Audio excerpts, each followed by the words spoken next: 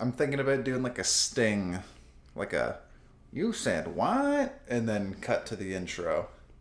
And that'll probably be it for the first one. And then I'm going to do the intro, and then I'll come back to the video. And then you go... What? Introducing the Little Giants Podcast, brought to you by Highlight Hub, Hosted by Elric Allison. and Joey Riccatoni. What are you talking about? Don't... That's when you just go, welcome to the Little Giants Podcast. Alright, welcome to the Little Giants Podcast. What the heck was that, man? I don't know. There wasn't much of a warning. We don't even need the countdown anymore. I've kind of figured out the Alright, okay. P's and the Q's. Lil Uzi Vert. Little Joey Vert on the ones and twos. They called me Lil Joey Vert on testing day every year. Yeah, what was your verticals? 13 inches? That was Andrew Pacheco's. Inside joke. Only about 4 people get that one, and 2 are in this room. Woo! Alright. Welcome back. This is episode 9. Mazel. I live above a deli. It's alright. That's true. Yeah, episode 9. I don't think many people... I think the Halloween one was a little quick. It was not that the runtime of the show was a little quick, but it came out pretty quick, and I think everyone was boogieing and Yeah, I mean, trick or treat. people were having whatnot. a good time. Go back, check it out. There's still there's some gems in there. There's some gems we were. Go check it out.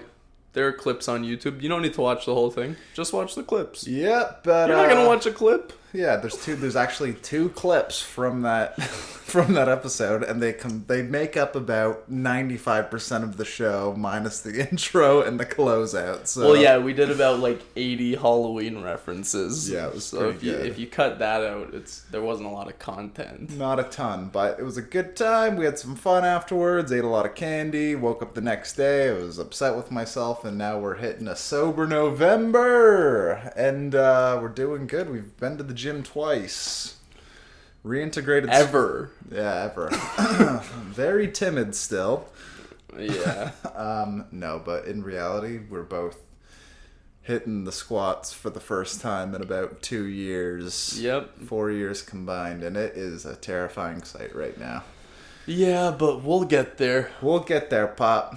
When open tryouts for the Jets come around next July, I think we could make it. I think so. Yeah, you know what? Me and Trevor Lawrence could probably hold it down, because there's a rumor mill spinning. Oh. A little birdie told me, Tweet, tweet. and his name ain't Polly.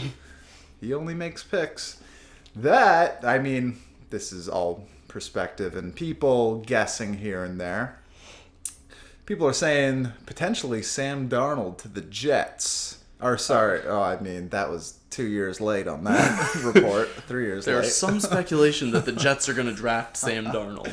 Boom, boom, boom, boom. We should do that. Is there a way to retrospectively upload things to YouTube where it's dated way before, and then we can be like, hey, these guys predicted everything that happened in the NFL. I've been seeing that all over Instagram. Yeah. It's like Dwight Howard and Steve Nash to the Lakers, and I mean, I think we'd all... You just changed the timestamp to 2009. Yeah, and every comment is just like, bro, this was 8 years ago. It's just we know. Instagram wasn't exactly kicking back then. But, yeah. Sam Darnold to the Niners. Sam Darnold to the Niners. That's something people are apparently talking about. Which, What? I mean, the more shocking thing, I think, to some people would probably be that they're already done with Jimmy G. Gave him that big contract. But I think they worked it into his contract that there are a bunch of outs.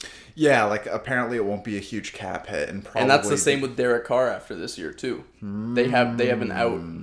Oakland or Las Vegas has an out from Derek Carr after this year. I think they definitely want out.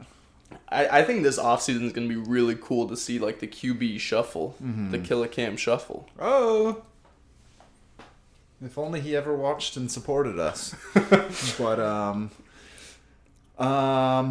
But yeah, dude. So as as we know, San Fran lost to Seattle, injury bug. Who else got injured this week? George Kittle broke his foot. Broke a bone in his foot or his leg. I don't really know. He's going to be out for 8 weeks. Just don't even bring him back. No, I wouldn't bring him back. He's too valuable. The tank bowl is on. Everyone's bombing to get a good pick because after Trevor Lawrence is off the board next year, Justin Fields is going to be the next guy up. So I think you're going to have and there's a lot of trades that can happen because after the number one, you don't really ever see two quarterbacks go back to back like that. There's going to be some O linemen, some pass rushers. That kid from Miami will probably go in the top 5. Greg Rousseau. Yeah, Gregory Rousseau. Seaux. No. French. But so okay, how do you feel about Jimmy G as a quarterback? What do you think of him? Personally, I don't know. I've seen a lot of people because when the trade happened, they're like Belichick. Okay, honestly, is upset. Kraft would it made not the worst be the most decision ever. Belichick thing ever to get Jimmy G back next year? People have been saying that too. That's the most Belichick thing of all time. But I think also the most Belichick thing of all time as well would be to be like, I don't even need him. We're gonna make our move with a 7th rounder next year that'll end up panning out in some degree. The Patriots are not a good team right now. And it doesn't seem like they're doing much to win.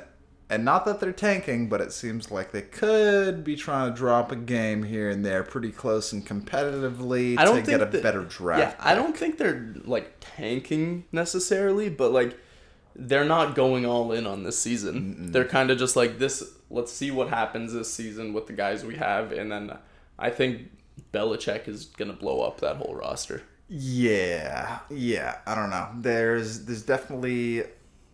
I think they can always work their way back pretty quick. Like I don't think. But you know what, man? I saw a stat actually today that said Bill Belichick is 12 games under 500 without Tom Brady. With just the Patriots? Or since? Ever, I think. But okay. Well, I mean, that's the thing. He was with the Browns for a while, and that was a true rebuild. And by the time he left there, his last year, they went 11-5. And then like 2 years later, they won the Super Bowl. 3 years?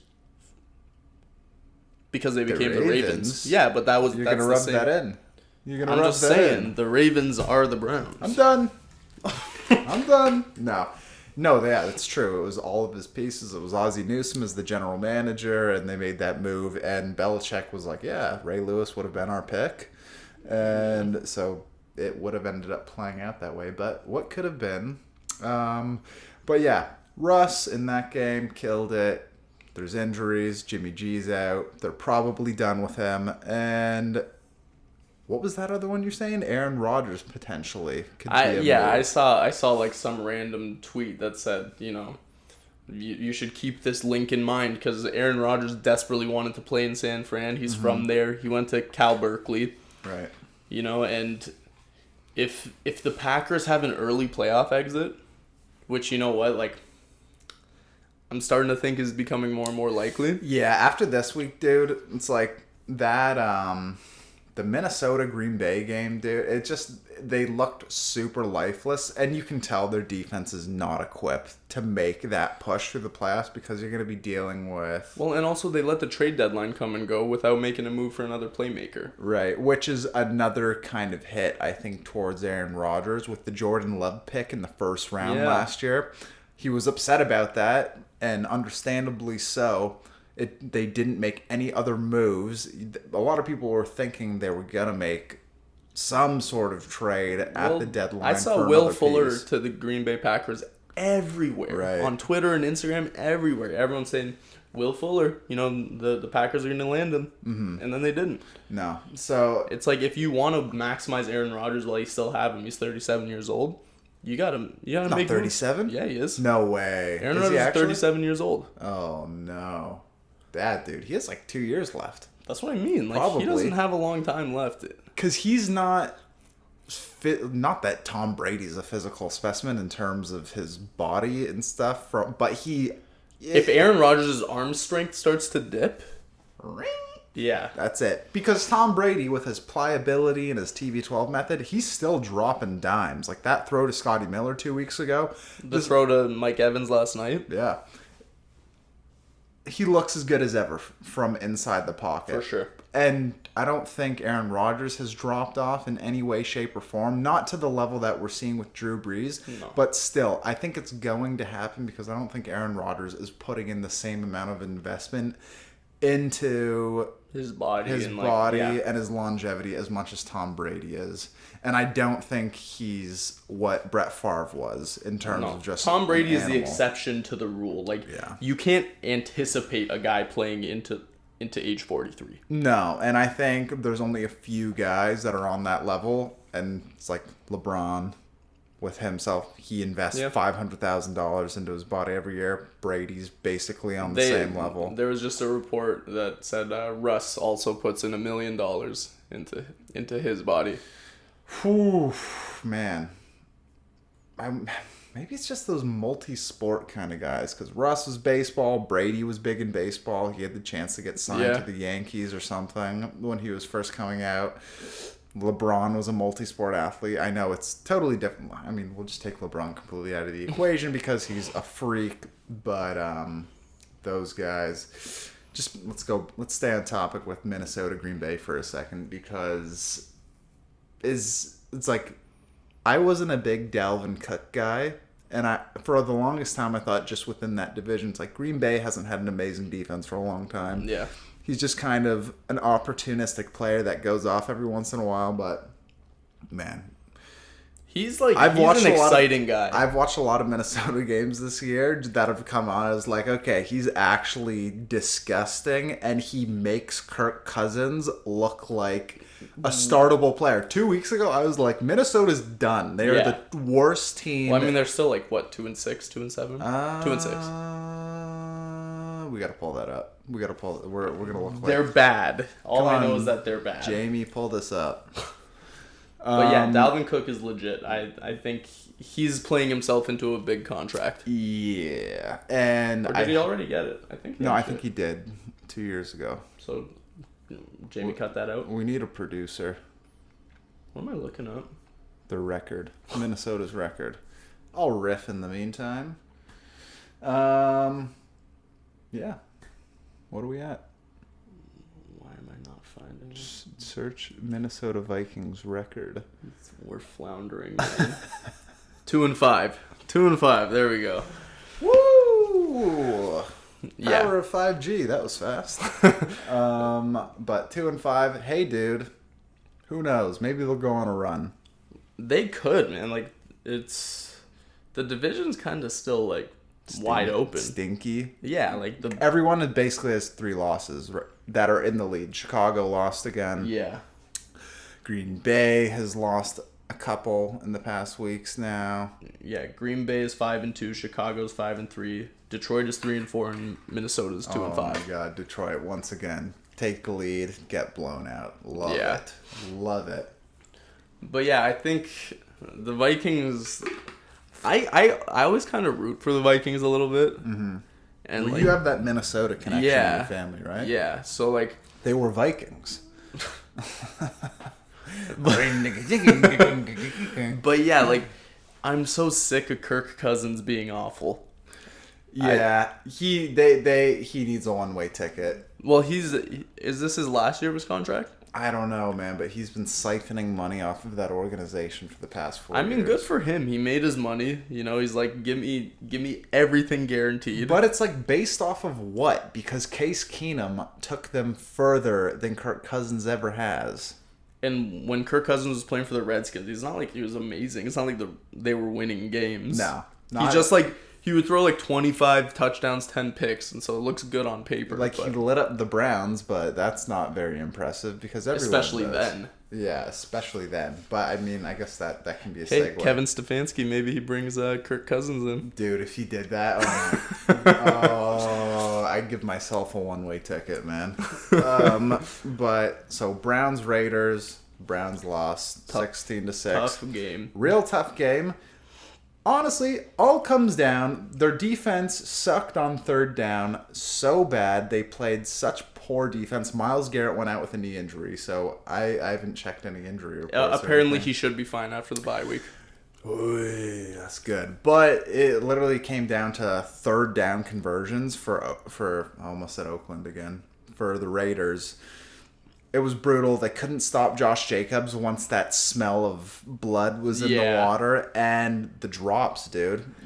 Baker played a good game. Yeah, this one you can't put on Baker. Not at all. He played a good game, and for how windy that was, Derek Carr was not making any throws. No, they ran the ball like 40 times. No, and he was missing a lot of deep throws. Baker was whistling the ball. That's kind of one thing that people have had a little bit of criticism towards him for. They're like, he's always winding up and gunning it. But that's kind of a good thing in Cleveland. Because that AFC North, that's... November, December, January, if you're playing in there, you have to be throwing the ball like that, man. You look at Big Ben's arm in his prime. You look at Joe Flacco. Like, the QBs that have had success in the AFC North, you got to have a rocket. 100%. And it's like, that's why Colt McCoy... Brandon Whedon, Woody from Toy Story. Oh, get him out! But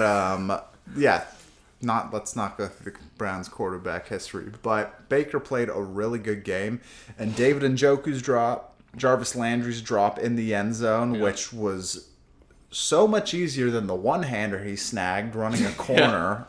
The exact same play, grabs it with one hand and reels it in.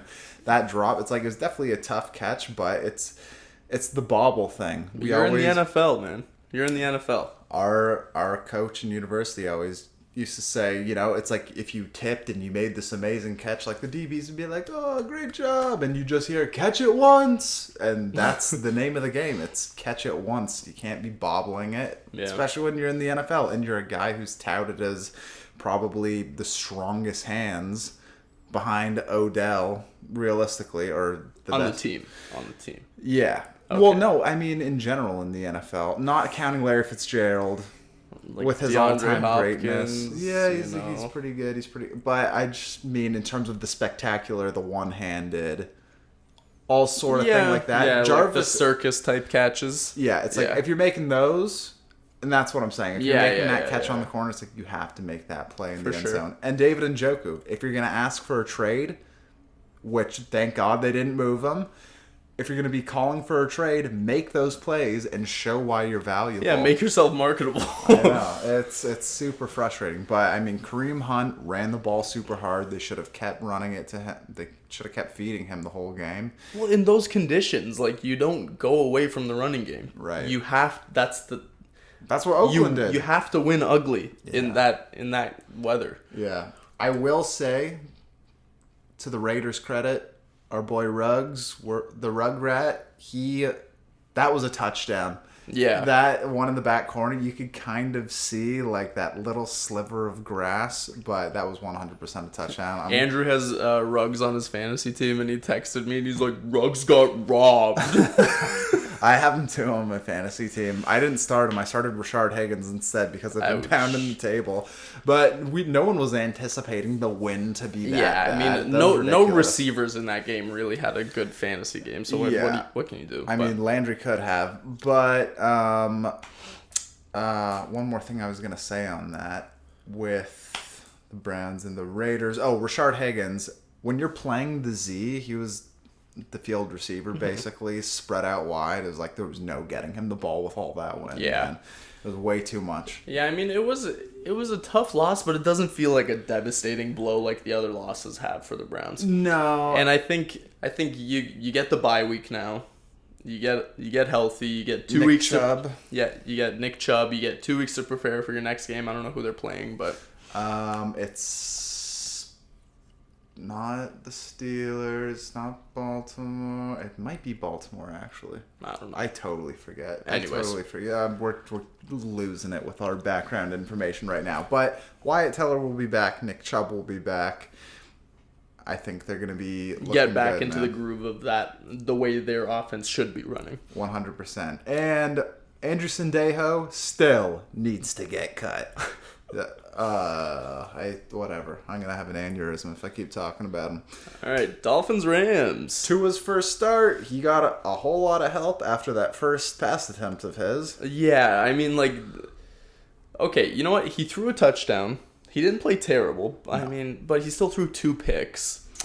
Yeah. Like, the score makes it look like Tua's first start. The Dolphins are turning the corner against a really good Rams team. Yeah. But, like, a punt return touchdown and a scoop and score will do that for you. 100%. But I will say that sometimes that move to an exciting young player re-energizes the team. It was like in Baker's rookie year against the Jets, they had Tyrod going, and as soon as he got pulled or injured, the energy was different. Everyone was playing harder, and I think that kind of goes to the Tua thing where it's like, we're cashing in now and we're set up for the future versus having Fitzpatrick, who's a serviceable player. Yeah. Oh, yeah. He was having a pretty solid season. You know what, but man? you know that's not where your destiny lies, right? You know what? The Bills are kind of looking a little fraudulent to me now. Mm-hmm. Like, the past few weeks, they have not looked like a deep playoff team like I predicted at the start of the season. Yeah. And so I think there's a real chance Miami walks out of this division as the division champion. Dude, 100%. When it comes down, I think if the Bills had lost to the Patriots this week, 100%, like, I think it would have been very likely for a classic Bills meltdown.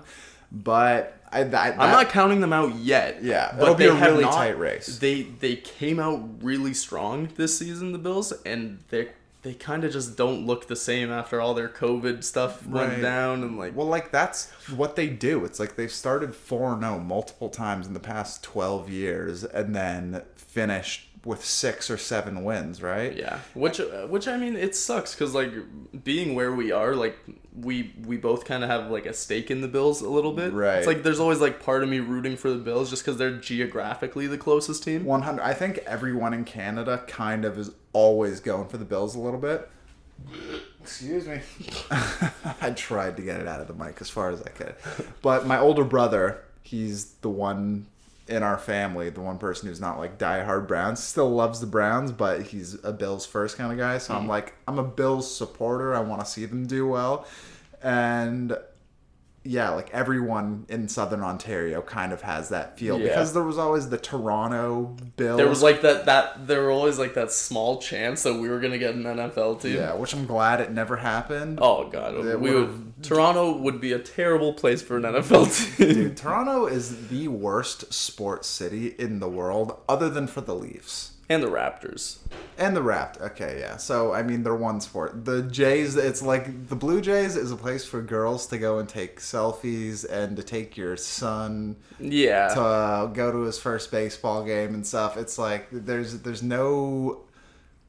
Baseball is just such like an American feeling thing that there's no like, we're at the ballpark. We're way off base now. We're talking about baseball, but still.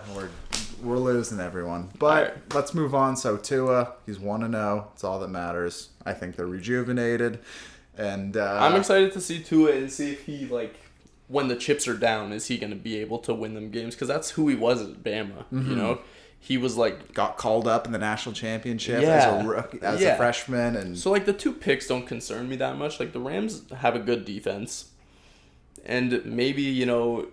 The play calling was just like, let's see what Tua can do. Let's just like open it right from the start. Right. Well, I mean, imagine starting your first game and having Aaron Donald running right down your face. And on the first play of the game, strip sack. Yeah. And he got leveled too on that by, I think it was like a defensive back was blitzing and he just got cranked. Yeah.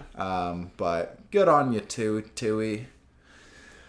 How about those Steelers, our number 1 team that a lot of people still don't have ranked as their number 1 in the power rankings, which is ridiculous because people see the Chiefs blow out the Jets, and apparently because Pat Mahomes threw the ball underhand to Travis Kelce, that makes them the best team in the league. Can't stand it. Yeah, the Chiefs are just the Warriors now, where it's like they're so flashy and like exciting to the novice football fan. And you know what the funniest part is? In the same way, Golden State, where is that? Some people don't know. I mean, it's definitely in California because we know, but is Kansas City in Missouri or Kansas? I think most people don't know is the point that I'm trying to make. Yeah. True. But honestly, where is it? It's Missouri, right? Yeah, it's Missouri. I thought so. But all the Chiefs hype. I mean, they're definitely still good. They They're... won the Super Bowl, Yeah. but I'm saying right now, I would take that Steelers defense going up against Patty Mahomes. I don't know if they play this year or not. Well, they will. They will in the playoffs for sure, but yeah. I mean, I'm honestly, with every week you're looking more and more correct on the Lamar Jackson stuff. Like the Steelers just went all in on stopping the Lamar Jackson running. Mm-hmm. And even though the running backs had a great day, they had two guys over 85 yards. Gus Edwards and J.K. Dobbins had over 85 rushing yards. OSU. But Lamar Jackson did not have a productive day running the ball. No, man. Because they have ultra athletic defensive ends as well. And Cam Hayward is an animal in the middle of the field. It's like when you have Bud Dupree and TJ Watt going after you like that, it's like those aren't guys you're going to be able to get the edge on. And they're also such a disciplined team in general. I think that's the bigger thing is like they knew that, okay, we need to stop the read option this game. Yeah. And they didn't bite. They didn't, they shut it down. And Lamar Jackson isn't the type of quarterback to throw you to a victory, I don't think. Well, no, absolutely. And that's always been my kind of criticism with him is he plays a lot more like an athlete. And Baltimore and John Harbaugh and Lamar Jackson deserve all the credit for being He's a great athlete. He's a great athlete, great football player. And I think he's a better quarterback than 75%. He's a top 10 guy to me in terms of just pocket passing. He's a top 10 guy. There aren't 22 other people I would take ahead of him. No chance. That's no what chance. I'm saying. Yeah, okay. He's 100. He deserves all the respect. He was 100% the MVP last year. Yep. But I think it's more of the scheme fit. I think if you place him down in Pittsburgh, you ask him to be a pocket passer, he's not going to be a top 10 guy, right? No, he's not going to be that, and that's why they had an early exit last year in the playoffs. Once you can kind of figure him out in terms of what you need to do to keep him in check, it's like, all right, we're going to play good enough defense on the back end where you have to make really tight throws. And to be fair, I mean I think it was Willie Snead that he threw that last pass of the game too. It's like, that was a dart. He put it right where it needed to be in that instance. But, I mean, he got cranked by Minkah Fitzpatrick. Yeah. But it was just, it's too little too late with that. The Ravens are still going to be a playoff team. But, yeah, Pittsburgh is back. And it just... rolling. Yeah, it's clear that Pittsburgh is still the best team in that division. Last year, the Ravens won because Ben was injured, and people started to kind of write off the Steelers a little bit. Yeah, because an elbow injury on your throwing arm at that age, in that stage of your career, it's not looking good.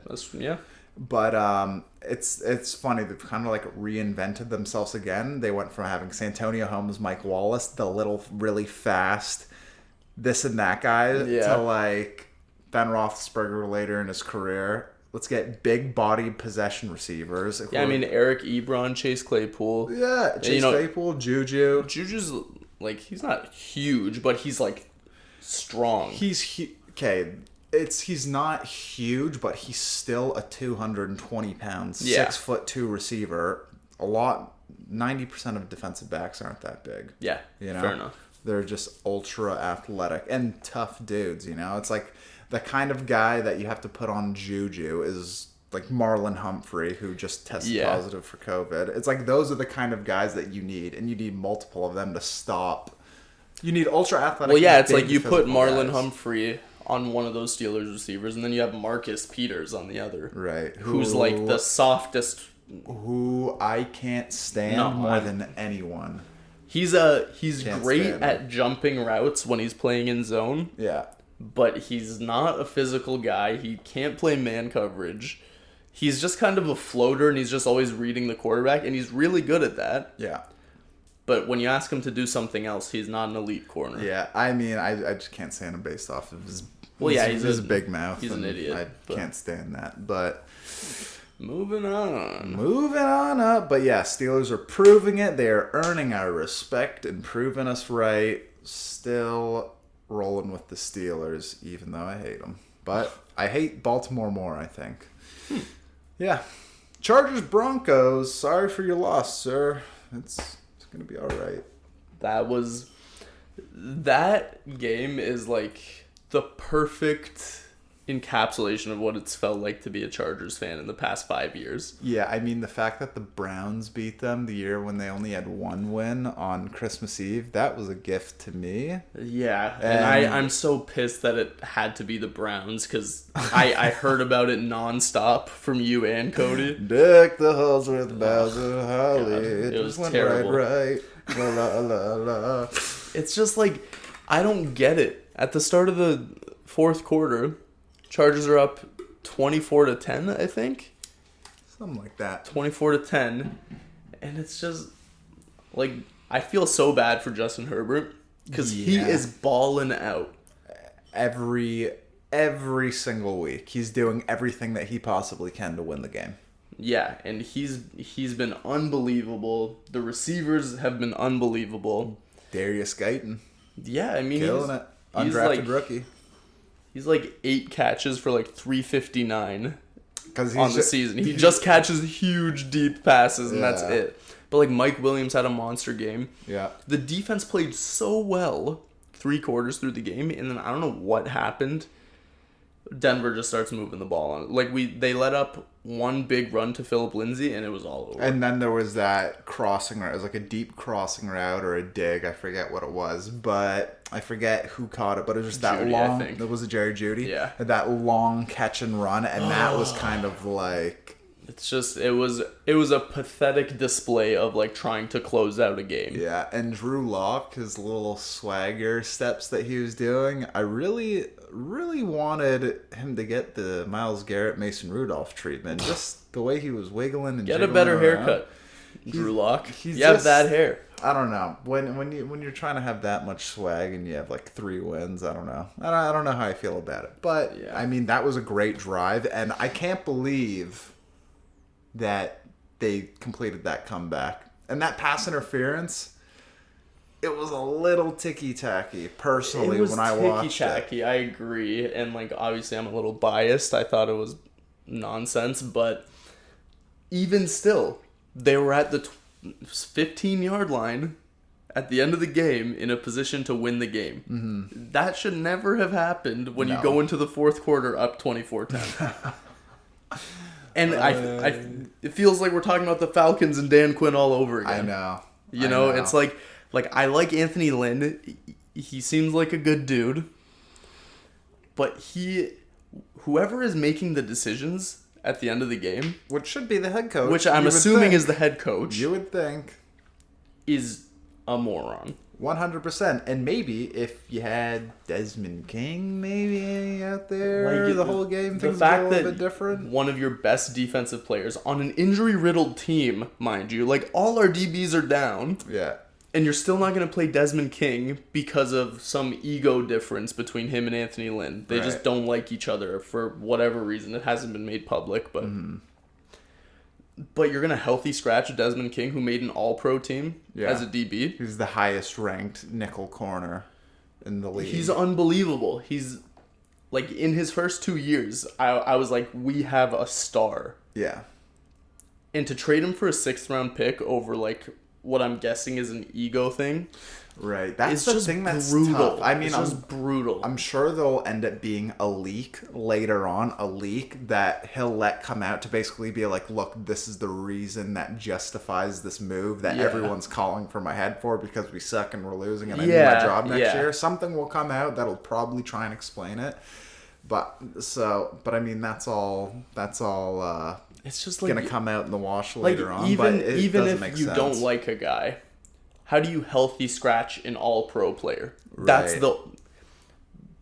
in black and white, you cannot healthy scratch maybe your second best DB behind Derwin James. Right, because even guys, it was like Sterling Shepard for the Giants.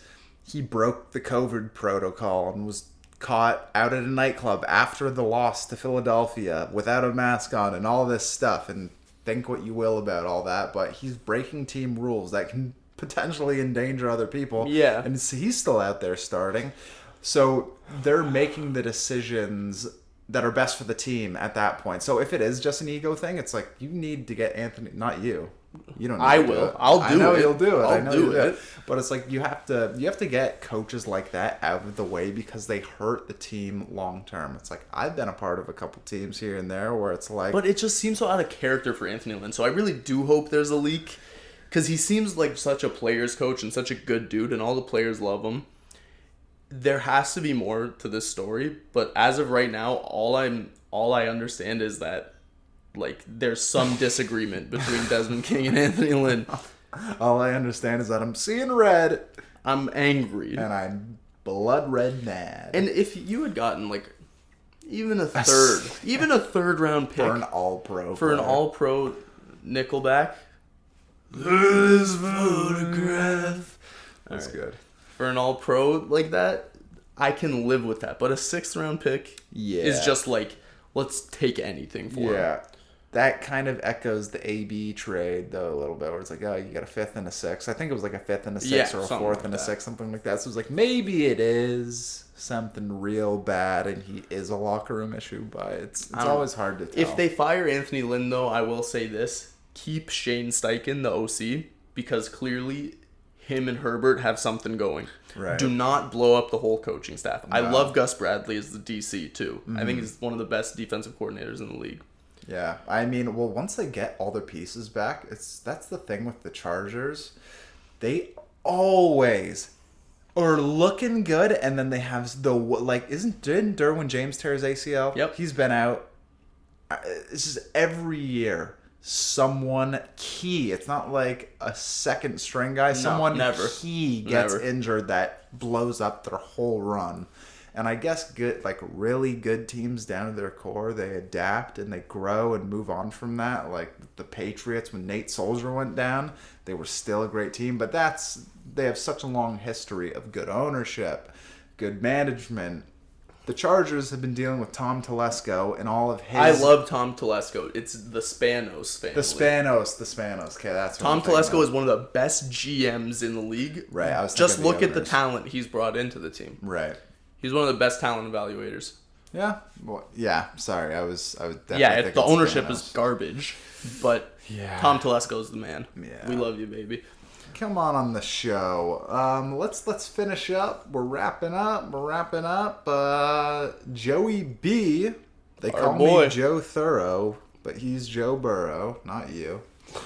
And man, he's looking really good. Or is he looking real good and doing a great job and the Bengals are on the up and up? Or are the Titans slipping? Because 3 weeks ago, they were considered top 5 team I don't know. The week before this one, did they lose? to the Steelers. Oh yeah. Yeah. Okay, but that's the Steelers. That was the the week Steelers. before that, they They were 5-0. yeah. Yeah. So like, this game maybe was a trap game. I saw a crazy thing that said all 5 of the starting offensive linemen in week 1 for the Bengals were out this game. And it's the only game that Joe Burrow hasn't been sacked. I think they're on to something. And honestly, this is like the rookie QB fan podcast because we love Joe Burrow, we love Justin Herbert. I just think this is Joe Burrow doing Joe Burrow stuff, and I think the Ryan core. Tannehill he's never been like that kind of QB that's gonna throw you to win the game. Right. Same. Yeah, you're right. Like, I kind of see him because he had 60% completion rating this past week. He needs the play action to be successful. 100%. It kind of reminds me of somewhere in between, I mean, not the play style, but Baker with For sure. Baker in his rookie year, Same he needs situation. the heavy play action, needs all those things to be successful. But I mean, And that's just what you do to help a quarterback that isn't a transcendent talent. Right. Like that's just what you need to do. right, That's not a big knock on Ryan Tannehill. It's just like get the running game going, and then he can be productive. right. But that's another situation where if they don't take a step up, it'll be like the Blaine Gabbert thing. It's like, oh, you're on a really good team that went to the AFC Championship. But Blake Bortles. Blake Bortles. Yeah, Blaine Gabbert, sorry. Blake Bortles. It's like you were on a really good team that was coached well and just hit all the strides right that went to that level. Yeah. But you can't take them past there. So, Again, we both have mentioned it before on the show that like we think giving Tannehill that contract that he got was a little iffy. Suspect, Yeah, yeah. like I don't know how much I love that move, but you know what? They're still 5-2. right. Because They're still at the top of their division. I think a contract, though, has to come down to it's like, how many games have you won for us? It's like, not that you've won on the team when the team wins Yeah. and you have the best running back in the league at But points. it's like, who could they have gotten that's better than Ryan Tannehill for their team? That's the thing, right? That's the thing for now. But moving forward, it's going to come to a point where it's like we've reached our peak and this is their Super Bowl. They have a Super Bowl Yeah, caliber for sure. team, but the window's starting to close down slowly. And the more and more... Well, you know what? They got Desmond King, so I think their defense is going to be... Yeah. It'll be... Yikes. I'm walking in. We actually live in New York. But yeah, so the defense is going to be set.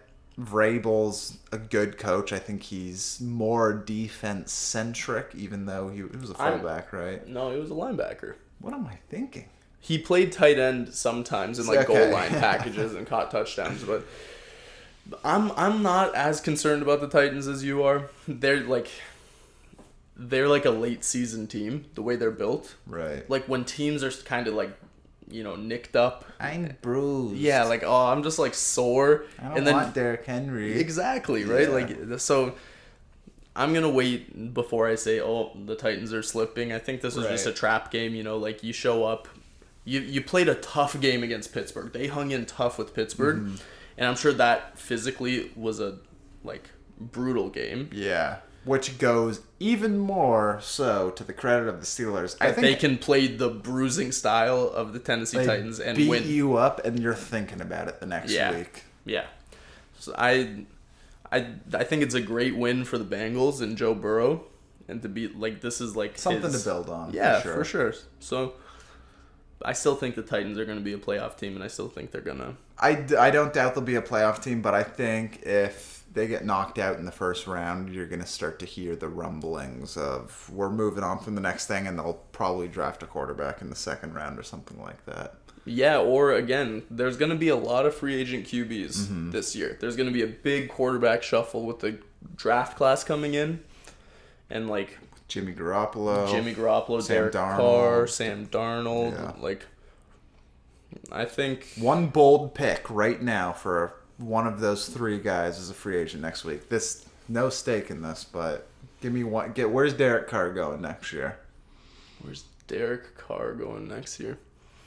I could see him being in Chicago. Oh God, that's like half a step up, but I wouldn't doubt it. Yeah, like I could see him going to like one of those teams. I'm gonna say Derek Carr to Atlanta, and Matt Ryan is hitting the bricks to Chicago. That's all we got, baby. On that note, onwards and upwards. Follow us at Huzzah. Highlight Hub. Zaha. Follow us at Highlight Hub, and I mean, if anyone listened this far, check out highlighthubfootball.wordpress.com. Appreciate it. Respect What do you got? is earned. Rough side. The Little Giants. Your team sucks, see?